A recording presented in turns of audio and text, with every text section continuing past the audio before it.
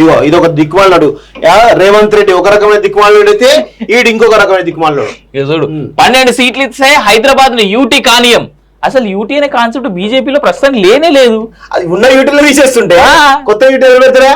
ఈ జనాలు తప్పుదో పట్టించేందుకు కాకపోతే ఎందుకు ఇది? అసలు వీని ఫస్ట్ ఆఫ్ ఆల్ విని ఐసీ కంప్లైంట్ ఇవ్వండి. బీజేపీ వాళ్ళు చిత్తశుద్ధి ఉంటే సిటీని గుప్పిట్లో పెట్టుకోవాలని మోదీ కుట్ర చేస్తుడు. సిటీలో ఉన్నదందరూ వీళ్ళు ఎమ్మెల్యేలే కదా. పోనీ వీళ్ళు ఎమ్మెల్యేలలో ఏమన్నా పోయి బీజేపీలో జాయిన్ అవుతారు, అందరు కాంగ్రెస్ లో జాయిన్ అవుతారు. దగ్గరుండి పంపించుకుంటుడు. సొంత బాంబర్దినే మొన్న పంపించుడు అవలేగాడు. కాకపోతే మళ్ళీ మాట్లాడితే ఏమన్నంటే మళ్ళీ తిడుతున్నారు మమ్మల్ని అంటారు. బీజేపీ మళ్ళీ గెలిస్తే సింగరేణి నమ్మేస్తాడు. సింగరేణిలో కవిత చేసిన స్కామ్ల గురించి మనం మాట్లాడితే ఏడు తలకాయ పెట్టుకుంటాడు, అర్థం కాదు. సింగరేణి ప్రైవేటీకరణలో ఒక ఓపెన్ కాస్ట్ మైన్ లోనే మీ బంధువులది. తాడిచేర్ల మైన్ ఎవరిది? మీ బంధువులది కాదా? అందులోకెళ్ళి వేల కోట్ల రూపాయలు మీకు వస్తలేవా? మొన్న రామగుండం దగ్గర జనగాం దగ్గర ఓ మైన్ తీసుకున్నారు. ఎవరికి ఇచ్చిర్రు అది ఓపెన్ కాస్ట్ ని? ఎస్సీ ఎస్టీ బీసీ రిజర్వేషన్ ఎత్తేస్తామని కుల్లా చెప్తున్నాడట. వీడు ఫేక్ యూనివర్సిటీలో కూడా రేవంత్ రెడ్డితో కొలేదు నాటికలు. ఇక్కడ విషయం రేవంత్ రెడ్డి కేటీఆర్ ఇద్దరు చీకటి మిత్రులు అని చెప్పేసి అనుకోవచ్చు కదా. ఇక్కడ ఒకప్పుడు అందరు కలిసి పనిచేసారు ఒకటే పార్టీలో. దోస్తులకు 14 లక్షల కోట్లు రుణమాఫీ చేసిండు. అబద్ధం నిరూపిస్తే ఎమ్మెల్యే పదవికి రాజీనామా చేస్తా. మేడే వేడుకల్లో బీఆర్ఎస్ వర్కింగ్ ప్రెసిడెంట్ సందర్భం వచ్చింది కాబట్టి ఏంటది దోస్తులకు 14 లక్షల కోట్లు. జనాలకు తెలుసో లేదో నాకు తెలియదు కానీ ఒక్క స్టేట్మెంట్ అన్న మాట్లాడితే వీడెవడాడు కింగ్ ఫిషర్ విజయ్ మాల్యా గురించి, నీరవ్ మోడీ గురించి మాట్లాడతారు కదా. మొన్న ఫ్రాన్స్ లో ఉన్నట్టున్నాడు అనుకో, ఫ్రాన్స్ లోను జర్మనీలో ఉన్నట్టున్నాడు విజయ్ మాల్యాని మాకు అప్పగిచ్చాడని ఒక స్పెషల్ నోటీసు ఆ లోకల్ కంట్రీ కోర్టులో కేసేసేసి మనోళ్ళు గెలిచే ప్రయత్నం చేస్తున్నారు. ఇవాళ నువ్వు ఆ దేశ పౌరుడు అయితే నువ్వు ఆ దేశం దగ్గర నుంచి అన్ని రకాల ఇది తీసుకునే నువ్వు ఆ దేశం నుంచి ఇక్కడ తీసుకురావడానికి ఛాన్స్ ఉంటుంది కదా. ఆ కేసును కూడా భారతదేశం ఇవాళ గెలిచేటువంటి అవకాశం ఉంది. విజయ్ మాల్యాను నాకు తెలిసి మేబీ ఇంకొక కొన్ని మంత్స్ లో ఇండియాకి తీసుకొస్తారు. వాటితో ముమ్మాటికి డబ్బులు కట్టిస్తారు కూడా. ఇక్కడ ఏమంటారు, దోస్తులకు 14 లక్షల కోట్ల రుణమాఫీ అని చెప్పేసి చెప్తా ఉన్నారు కదా. ఈ రాష్ట్రం సరే దేశవ్యాప్తంగా 14 కోట్ల రుణమాఫీ జరిగింది అనుకుందాం, సరే వాళ్ళకి పెద్దలకు జరిగింది అనుకుందాం. ఈ రాష్ట్రంలో 10 సంవత్సరాల కాలంలో మీరు తిన్నాయి 14 లక్షల కోట్లు. మరి ఇదేమని చెప్పాలి? అది కడుపు నిండా తిన్నది. ఇక్కడ దీనిలో లెక్కలు సాని చెప్తా. కాళేశ్వరంలో 1,00,000 కోట్లు, 1,00,000 కోట్లు ఇంగిర్రు.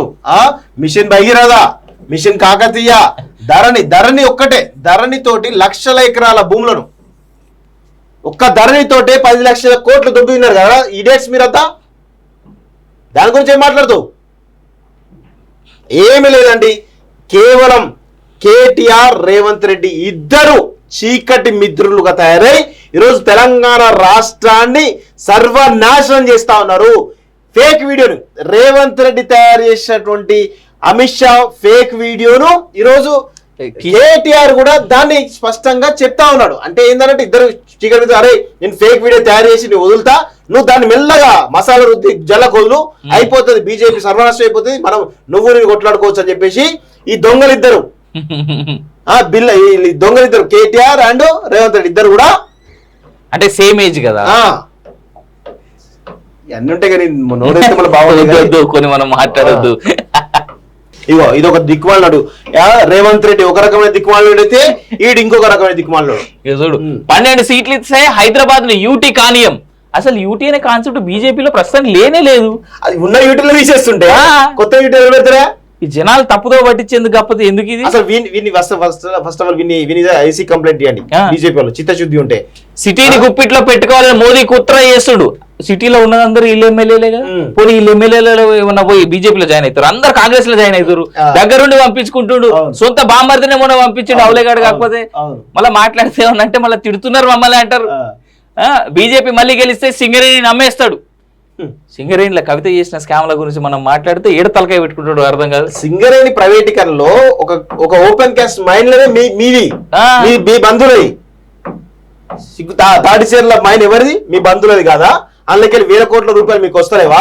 మొన్న రామగుండం దగ్గర జనగాం దగ్గర ఓ మైన్ తీసుకున్నారు. ఎవరికి ఇచ్చిర్రు అది ఓపెన్ కాస్ట్ ని? ఎస్సీ ఎస్టీ బీసీ రిజర్వేషన్ ఎత్తేస్తామని కుల్లా చెప్తున్నాడట.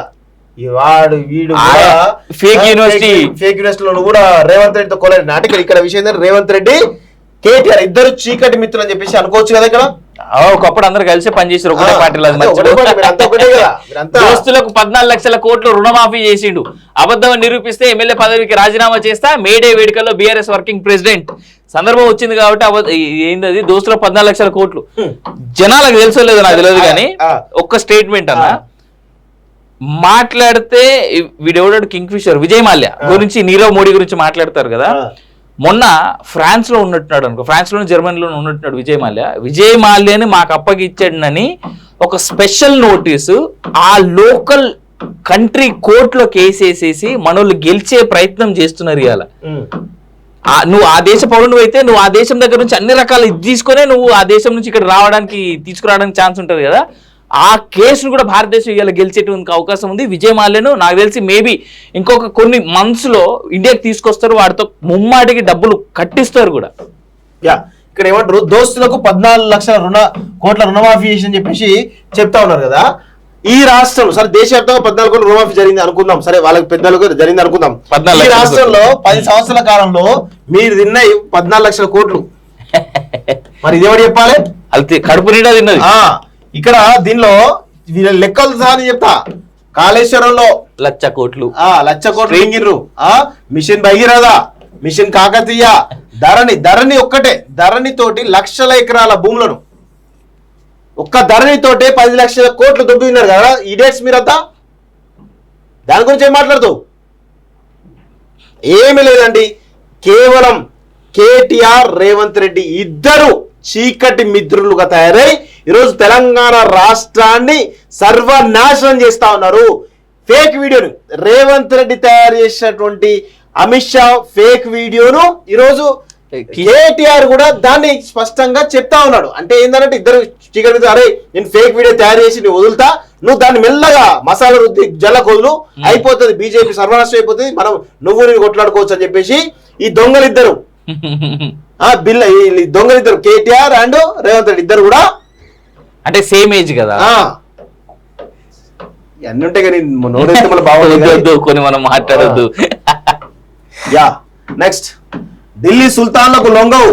ఓకే, ఢిల్లీ సుల్తాన్లు ఎవరు? అసలు ఢిల్లీ సుల్తాన్ అని ఎవరు అంటారు?